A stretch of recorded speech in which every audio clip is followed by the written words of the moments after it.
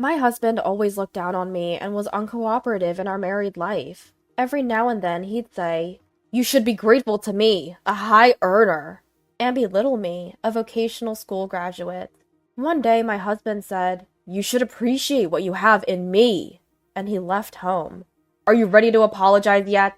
That's what he asked when he contacted me, and I told him, "It's more comfortable without you." My name is Annika, and I'm 28 years old. I met my husband, Matthew, who's the same age, through a mutual friend. When I met him, I had just graduated from a vocational school in the countryside and moved to the city for work.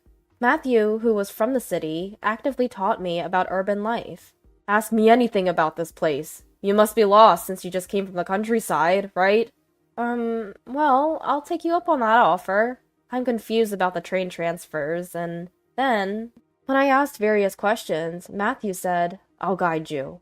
Matthew, who showed me an unknown world, was very reliable, and I gradually became attracted to him. On his days off, Matthew would take me to popular tourist spots, and we started seeing each other every weekend. Gradually, we began to have dinner after work more often, and it became natural for Matthew and me to be together. So it was only natural that he proposed to me. I had no reason to refuse, and Matthew and I became a married couple before we knew it. However, as our married life continued, Matthew began to look down on me. "You're going to keep working after we get married, right?" I looked into Matthew's eyes and answered his question. "Yeah, I'm planning to. We have to pay the mortgage on our new home." "Really? Alright, do as you like, but don't slack off on the housework, okay?" "What? Since we're both working, let's share the housework." "Share? Unlike you, a vocational graduate, I have a responsible job. I don't have time for housework." "But I have work too." "Work? It's probably no different from part-time work, right? Besides, there are plenty of replacements for someone like you who didn't even go to college. I'm expected by the company, so it's not the same. My work is many times more important than yours." "But..." "There's no but. It's only natural for the one who doesn't earn to do the housework." "I think that's wrong, though." "You wouldn't understand since you didn't even go to college. That's common sense." I had my own opinions, but I didn't want to fight so early in our marriage. I gave up on persuading Matthew and decided to do all the housework myself, as he said. I had been living alone for a long time, so I wasn't bad at housework. I had been cooking for myself while working, so it was just for two people now. I quietly obeyed Matthew. Perhaps encouraged by this, he gradually became more unreasonable. "From today, I'll manage all the salary. I'll give you living expenses, so manage with that." We had moved our savings to a joint account before marriage, and after marriage, we planned to use our money carefully and gradually increase our savings. But Matthew suddenly said, "I'll manage everything." The living expenses Matthew gave me were only $100. $100? Is this just for food? The other daily necessities are separate, right? "What? That's all the money I'm giving you. You can manage with $100 as a housewife, right?" Food, daily necessities, medical expenses, all of that for just $100 a month? It's impossible. "It's not impossible. You'll do it. I come home tired from work every day. I won't forgive you if you skimp on meals." Moreover, Matthew was picky about the menu, and he'd become grumpy if it wasn't luxurious. "What's this? Just this little bit of meat? Lately it's all cheap meat. I want you to serve me some expensive meat after I've worked all day." But with $100 for living expenses, it's impossible. If you want to eat meat, can you increase the living expenses a bit? "No more whining! I can't give you any more." "Why? If we combine both our salaries, we should still have some left over for rent and utilities, right? I want you to use some of the savings for living expenses." "The balance is decreasing. I can't increase it anymore." "What? We're not saving? Why, when I'm saving so much?"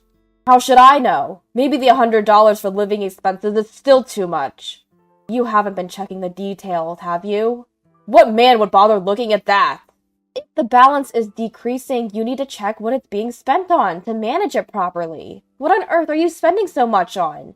You've been coming home late lately. Is it the drinking expenses?" "The drinking is for business relationships and entertaining. Don't criticize how I do my job." It seems that Matthew was using the money in the account as he pleases, without even checking the details. Upon further investigation, it wasn't just drinking. He was buying things for his hobbies, making excuses like a break from work, and doing whatever he wanted. No wonder the savings were decreasing. Hey, the money in our joint account is what we both contributed when we got married, right? Shouldn't we save a little more? Then Matthew yelled at me. Don't be so noisy when I'm supporting you. You should be grateful to live under a high earner like me. Matthew's salary is $1,500 a month. Is that considered a high salary? But in Matthew's company, he seems to be on the higher end of the pay scale. Because of that, Matthew has completely convinced himself that he's a high earner. Listen, I'm expected at the company, so I'm juggling many jobs. I have many clients, so the number of entertaining events increases. That's why the drinking parties increase. It can't be helped. There are many people in the company who are laid off and quit due to restructuring. Don't you understand my competence being needed by the company all this time? His reasoning is just too selfish. I had kept quiet until now, but I finally couldn't stand it anymore. I'll be clear about this. A salary of $1,500 is not a high salary or anything. Nowadays, everyone gets more for their first salary. For your age, only getting $1,500 is actually too little. But in my company, if you say you're a high earner in the company, isn't it that Matthew's company's salary level itself is low? What did you say? Also, if you're going drinking for entertaining, the company should cover it as an expense. It's strange for you to bear it personally. Well, it's common, isn't it? Is it? And the people around you who quit, were they really laid off due to restructuring? What do you mean? Well, no one explicitly said it's restructuring, but employees are regularly decreasing. Isn't it that everyone's quitting because they hate the company's harsh nature? The salary is low, overtime pay is hardly given, and they don't even let you use expenses for business drinking. That could easily be classified as a so-called black company, don't you think? What did you say? People like Matthew, who work for low wages without questioning anything, are valuable to the company in a way. But aren't you just being used rather than being relied upon? I said too much. I realized it too late. Matthew's face turned bright red and his shoulders were shaking. You, a country bumpkin and a vocational school graduate, wouldn't understand society? $1,500 is a low salary? You're just a sore loser. A sore loser?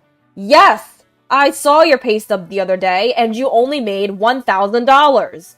What? Where did you see that? Looking at my surprise, Matthew said triumphantly, The deposit statement was left on the desk. Fool, no matter how much you talk back to me, you still earn less than me. If I don't support you, you can't even live on your own.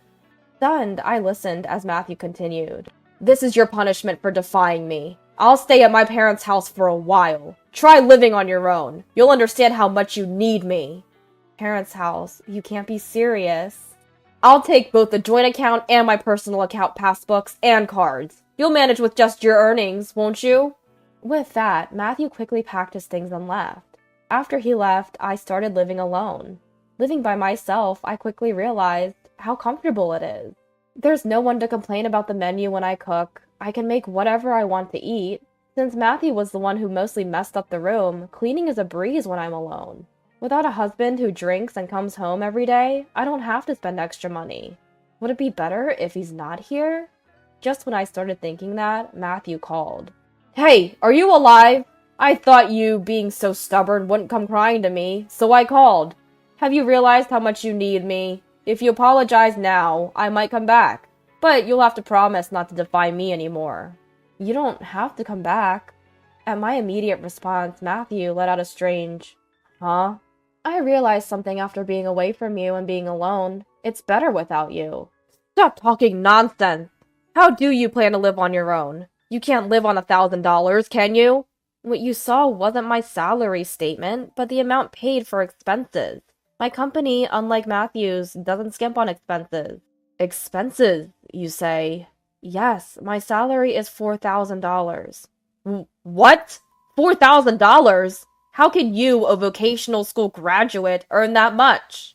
I practiced a lot of practical work at vocational school to become immediately employable, and the company allowed me to obtain many useful certifications. Thanks to those qualifications, I received offers from companies I wanted. And I've been promoted smoothly since I joined the company, thanks to the specialized skills I learned at school.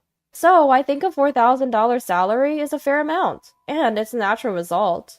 How can you, a vocational school graduate, earn more than me, a university graduate? You always look down on a vocational school graduate, but Matthew, your university is just a 4-year institution and practically unknown, right? Person who brags about being from a third-rate university just because it's a 4-year institution probably wouldn't be hired by a decent company. Maybe a company with harsh working conditions like yours would find you easy to handle. After all I've done to support you, how can you say that? You don't understand anything. Your salary alone couldn't possibly maintain this lifestyle. No matter how much we save on living expenses, $1,500 can't cover rent, utilities, your drinking expenses, and shopping for hobbies. If it weren't for my salary, we would have gone bankrupt long ago. You never said a word about this before. You were the one managing the account, right? I assumed you noticed. I'm surprised you had no sense of urgency, even though the balance was steadily decreasing. I didn't have time to look at that all the time. Both our salaries are our money.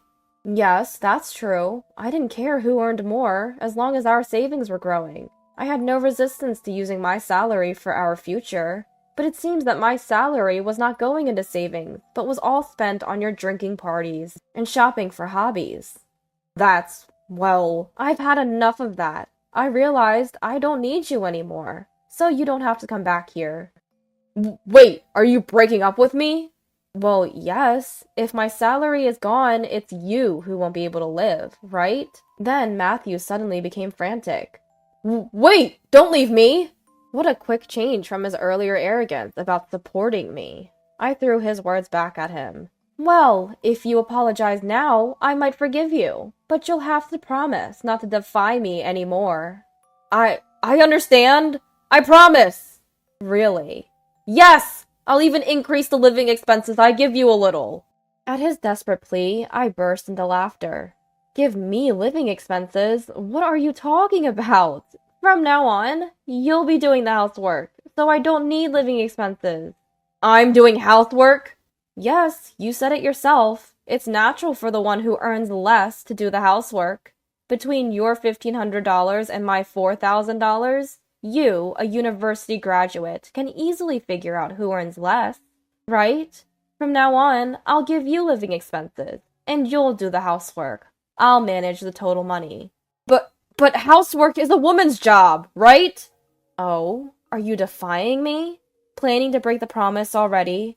I'm ready to divorce any time, you know. Wait, I understand. And so he agreed to take on all the housework, just as I said. After that, I continued to make requests to Matthew. Matthew, no more overtime from now on. Wait a minute, I can't finish my work without overtime. There's no need to do unpaid overtime. If you do overtime, make sure the company pays you for it. All right. Also, I won't pay for your entertainment expenses. What? The only money I have to spend freely is the living expenses I get at the beginning of the month. How am I supposed to go out drinking with that? You should be able to get entertainment expenses from the company. Talk to them about that too. If you go out for drinks for other reasons, I'll give you additional social expenses. As I said, Matthew tried to negotiate with his company for overtime pay and entertainment expenses, but he was brushed off. The supervisors who had been flattering him with, "We rely on you," and "You're our star," suddenly turned cold. Matthew finally seemed to realize that his company was not normal. What Annika said was true. They just wanted an employee who would do unpaid overtime and self-funded entertainment without complaining.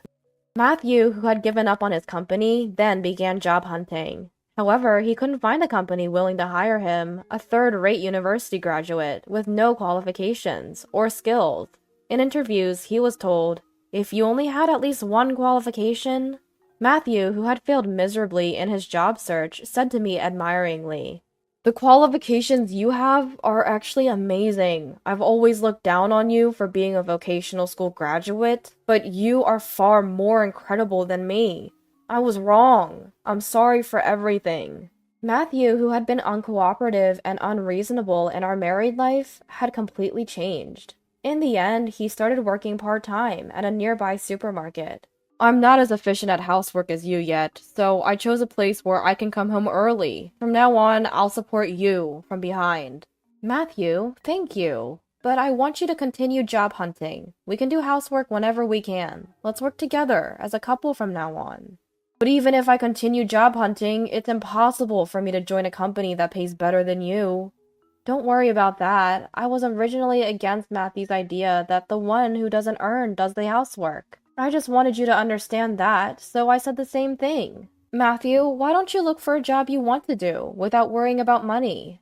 After that, Matthew started checking job listings and studying for qualifications during his part-time work. If I don't have any skills, I thought I'd at least get some qualifications. Annika, can you help me with what I don't understand? Yes, of course. Although our relationship has become the complete opposite of what it was initially, Matthew and I are getting along much better than when we were newlyweds. I like Matthew now much more than the old him. I want to continue living together as a couple, combining our strengths.